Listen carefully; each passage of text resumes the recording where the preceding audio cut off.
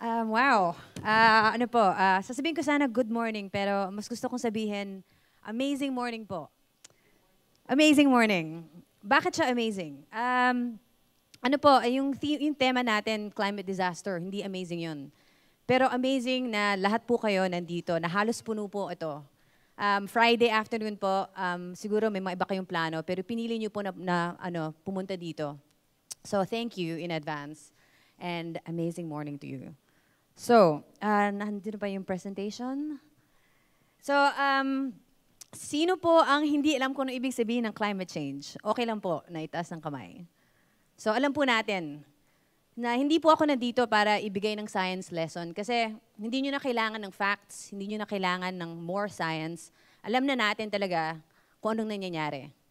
At nandito ako para i-present ang impact ng climate change sa ating mga kababaihan. And women are the most vulnerable demographic when it comes to disasters for climate change. It is our women who are suffering. Yung video ni Voltaire just is as an example of that. So, Yolanda was 2013. Yolanda yan. It's 2017. So siguro iniisip nyo, tapos na yan eh. Hindi pa. The suffering of these women are still continuing. Today, several years later, they're still suffering the effects. And of course, during Yolanda, there's mothers who are affected by it. And then, again, if you just look at the picture here, ano yan? Hindi naman hospital yan eh. Then wala man lang decenteng kama. I mean, look at the tiles, it's dirty, and these are like women giving birth. So we really need to remember these pictures and keep remembering them because the work isn't finished. I'm sure you've seen this, of people running for evacuation centers. Are they equipped? Ito ba ang equipment nila pag kailangan nilang tumakas? They're not prepared. They don't have the right materials. Kahit ano lang pwede lang makuha sa bahay nila, kukunin nila. So we need to prepare some more. The fact that we're seeing more na, they're caught unaware. Here's another example. Alam mo ba ang tawag ito? Evacuation center daw. Astrodome po to. Hindi yan evacuation center. And every time we talk about evacuation centers and you see pictures, look hard at those centers. Totoong evacuation center ba yan o makeshift lang? Dahil walang banyo, walang kwarto, there's no separation between women for children or security. I know that the DSWD are working hard to make sure that we have women and child-friendly centers or areas. But we need to start looking, nasan ba itong mga evacuation center na to and what do they look like? 4 million were displaced. Lahat sila nandyan nakatambak. Hindi po ito mga gamit, tao. And then what happens, which is what happens in other countries as well when it comes to disasters, these women who are saved from dying end up going to another disaster. Human traffic po sila. Nagiging prostitutes, slave labor. And these women are still suffering. May physical trauma na nga, nawala na ba nga ng pamilya, tapos na-abuso pa. Hanggang ngayon. At hindi pa nila alam kung paano nila mababangon ng sarili nilang buhay. And of course, ang ating mga mga ate na nagbibenta sa sari-sari store, wala na din silang trabaho kasi yung bahay nila at negosyo nila natangay din. So that means livelihood is a problem. And again, our government agencies are doing what they can to address this problem. So you can tell na climate change disasters or affects everyone else in terms of yung education, livelihood, health and sanitation, children, education. It affects everyone. And then when it comes to jobs then, narinig ko kanina sabi ni Kuya, Sir, ano ba, electric fan engineer lang ako. Is that really all we are? Pwede ba na pag nagkaroon ng disaster, kung nanay man ako, pwede ako maging first responder. I can be a security guard. Or I can also be a carpentero. So I'm here today to appeal of what can we do to build the capacity of our citizens, our women, our men, our children, para when a disaster strikes, we know what to do. We already know this. Sanay na tayo, like, oh, fire drill, may fire extinguisher at every corner of our offices. How can we be the same when it comes to climate change? So yes, I covered this na. Sanitation, health is an issue that certain civil society organizations are also trying to do. Ang dami talaga nangyayari dahil nga our lives are turned upside down when a disaster strikes. So water supply is an issue. Something as simple as, saan ako makakakuha ng bagong damit? Paano ko lalabhan ang damit ko? Or, plato, how can we clean plates? These may not be big problems, but they are. Because these little small things that the household has to deal with every day gets disrupted. And then, let's not forget, hindi lang ulan. Part of climate change is droughts. And then we actually have a lot of women farmers. Ang mga magsasaka po, hindi lang po lalaki. Actually, madaming babae, hindi lang sila napapansin. And this affects our food security. And again, saan tayo kakain? Kasi hindi lang nanatangay yung mga buildings natin, but also actually food production is affected. So that's a diagnosis. Pwede tayong huminga ng konti. Dahil heavy talaga yung subject na to. And ang tanong ko ngayon, so what can we do? And I think that's why you're here. You want to find out more. Ano pa ba ang pwedeng magawa? What else can we do? Kasi kulang pa. Because Yolanda, isang section lang yan. That's just one case study is still happening today. Hindi pa siya tapos. Women are leading the change. This is obviously the Executive Secretary of the United Nations Forum for Climate Change. She was appointed this year. This is Mary Robinson. She's one of the founders for Climate Justice. At again, ang tanong din nga niya, are we just going to be victims? Or can we actually be agents of change? So we can choose what story we want to tell.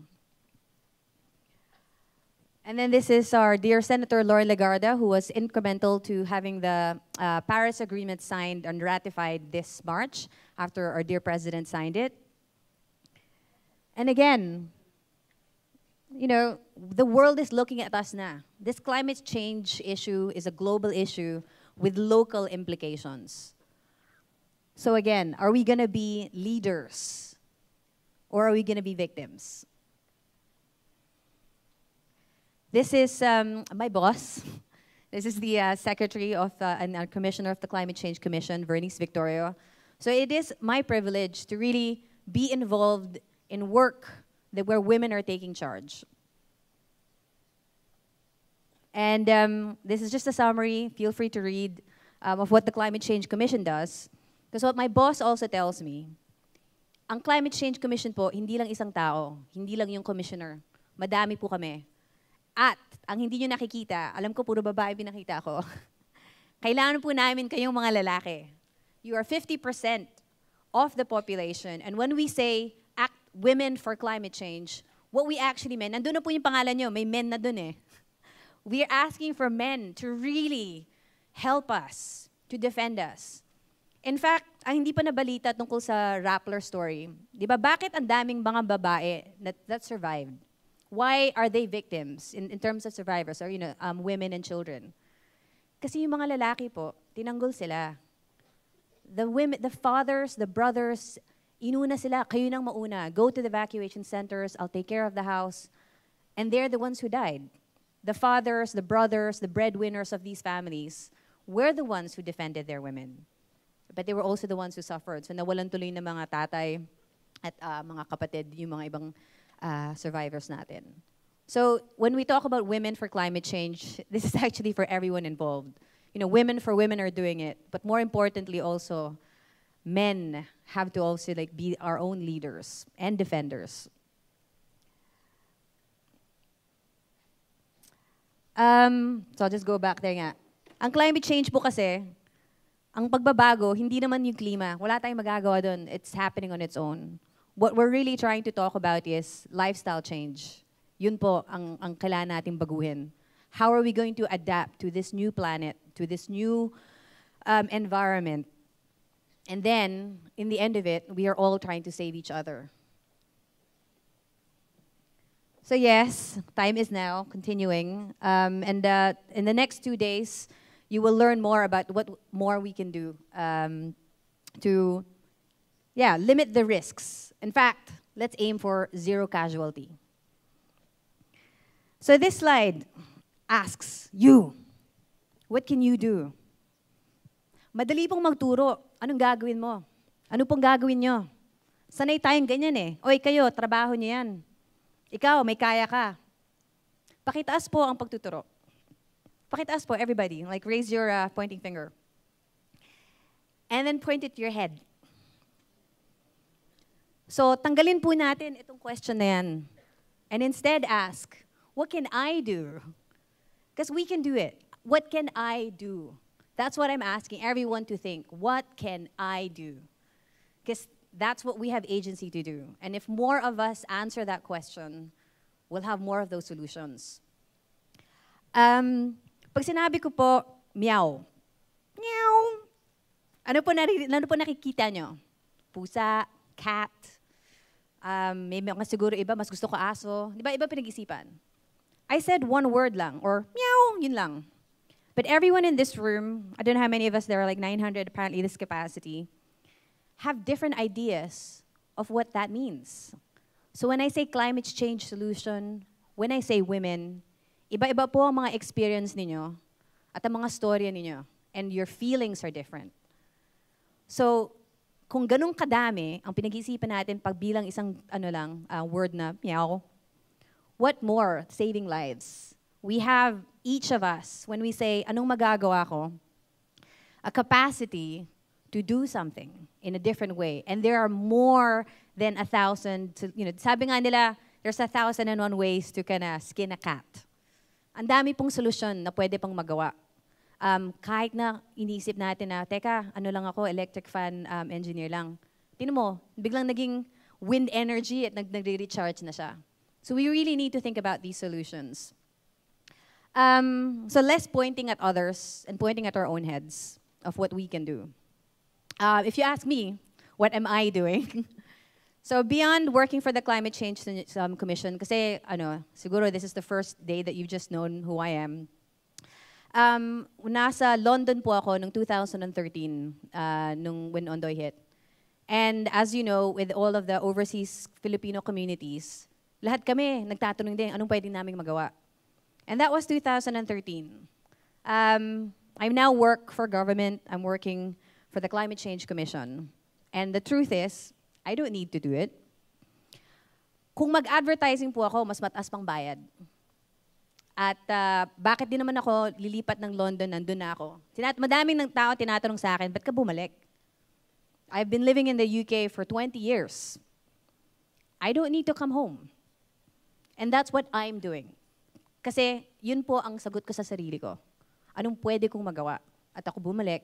At I'm working at the Climate Change Commission. Joke minsan, napaka-commission yan, mga gobyerno, trabahong gobyerno. But we try. We have to do what we can. Isa pong tanong, we're aware of this movement, feminist movement, diba? That women are kind of marching in solidarity to defend women's issues, climate justice. Ano po ang Tagalog para sa feminism? Sino po may alam? May Tagalog ba? Anyone? Meron ba po? Ano pong Tagalog? Okay. Atong narinig ko kasi, joke siya. Siyempre, pwede nating sabihin, feminista, di ba? Pero hindi naman yata may feminista daw. Alam niyo po ano yung Tagalog for feminist? Babaero. Joke po siya. Kasi, ang tawag na yung babaero, I love women. Babaero ako. Like, I really love women. Kung ganon, gaano nga talaga natin kamahal ang kababaihan natin? Right? Really. So we need to, again, men have to be part of this feminist solution. And Sino po may alam kay Wang Od? Right? She's famous. Nasa magazines na po siya. I heard the cues for her to just to get her tattoo. Lahat naman ang kailan, they will do anything to like mag-hike sila sa Kalinga, they're trying to get tattoo. And this is one woman that we value, that we say, this is a living legend that we're proud of. We're going to put her in magazines. What more, all those 6 million women who were displaced, our future children, women, youth, girls who could have been whatever. And then we're even proud of our Miss Universe. Excited tayo. Yes, nanalo tayo. We're proud of our women being confident, having beauty. And what are we doing about it when it comes to disaster resilience? So, again, we have to remember how sacred our Filipinas are. And we know that it's sacred still. Kasi ang masakit na insulto, pag tinatapon natin sa isa't isa, pag nagmumura tayo, masakit yun. Kaya nag-aaway. Bakit siya masakit? Because it's sensitive. How dare anybody else insults our mothers, insults my wife, right? Insults my daughter. So, that's all I'm gonna leave you with today. That I'm here with you, and tomorrow the commissioner will be here as well to talk more about solutions, which we'll discover in the next, today and tomorrow. And yeah, preservation of our culture is what we're doing. It's our saving lives. And I leave you now to just reflect on what we can do, being Filipinos, men and women together. Thank you very much.